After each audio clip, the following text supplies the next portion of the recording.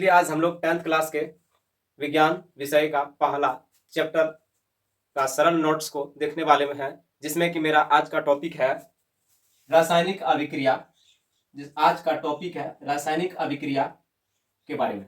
तो रासायनिक अभिक्रिया के बारे में हम आज जानेंगे, यानी कि रासायनिक अभिक्रिया किसे कहते हैं या रासायनिक अभिक्रिया से आप क्या समझते हैं। अगर इस तरह का क्वेश्चन रहेगा उसके बारे में हम कैसे आसान भाषा में एग्जाम में लिख सकते हैं। तो चलिए देखते हैं कि रासायनिक अभिक्रिया, यानी क्वेश्चन आपके पास अगर आ जाए कि रासायनिक अभिक्रिया से आप क्या समझते हैं, तो आपको इस प्रकार से लिखना है। रासायनिक अभिक्रिया वह प्रक्रिया है जिसमें दो या दो से अधिक पदार्थ आपस में क्रिया करके नए गुणधर्म वाले पदार्थ का निर्माण करते हैं, रासायनिक अभिक्रिया कहलाती है। यानी कि आपको पूरा आसान भाषा में जानना है। दो या दो से अधिक पदार्थ आपस में क्रिया करके नए गुणधर्म वाले पदार्थ का निर्माण करे, उसे हम क्या कहते हैं? रासायनिक अभिक्रिया कहते हैं। ठीक है। अब रासायनिक अभिक्रिया में जो होता है, रासायनिक अभिक्रिया बराबर जो होता है अभिकारक के मिलने से उत्पाद का निर्माण होता है। लेकिन हम इसमें जानेंगे कि अभिकारक किसको कहेंगे, उत्पाद किसको कहेंगे। तो इस रासायनिक अभिक्रिया में भाग लेता है, तो हम यहाँ पर देखेंगे जो पदार्थ भाग लेता है, तो इस प्रक्रिया में जो पदार्थ आपस में क्रिया करते हैं उसे हम अभिकारक कहते हैं।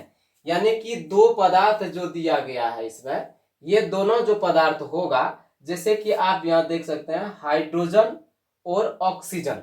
तो हाइड्रोजन और ऑक्सीजन ये दो अभिकारक है। तो वही कहता है कि दो या दो से अधिक पदार्थ आपस में क्रिया करके नए गुणधर्म वाले पदार्थ का निर्माण करते हैं, रासायनिक अभिक्रिया कहलाती है। तो रासायनिक अभिक्रिया में वही कहता है, यहाँ पर हम डायरेक्ट अभिकारक याद कराते हैं। तो इस प्रक्रिया में जो पदार्थ आपस में क्रिया करते हैं उसे हम अभिकारक कहते हैं। उसके बाद आगे जो होता है उत्पाद के बारे में। अब देखो, अभिक्रिया के बाद कुछ न कुछ नए गुणधर्म वाले पदार्थ का निर्माण होता है, उसी को हम क्या कहते हैं, क्या बोलते हैं? उत्पाद बोलते हैं। तो उत्पाद के लिए जो नया पदार्थ बनता है उसे हम उत्पाद कहते हैं।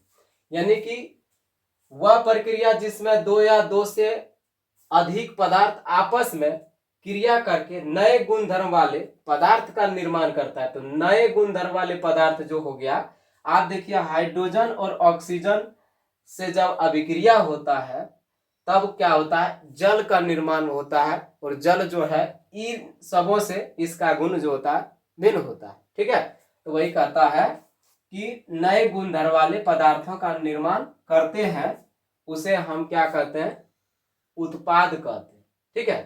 तो उत्पाद आपको समझ में आ गया। उदाहरण, हाइड्रोजन और ऑक्सीजन के संयोग से जो है किसका निर्माण होता है? जल का निर्माण होता है। और जल एक प्रकार क्या है?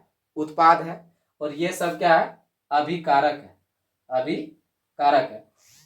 यहाँ हाइड्रोजन तथा ऑक्सीजन के आपस में क्रिया करके नए गुणधर्म वाले पदार्थ जल का निर्माण किया गया है।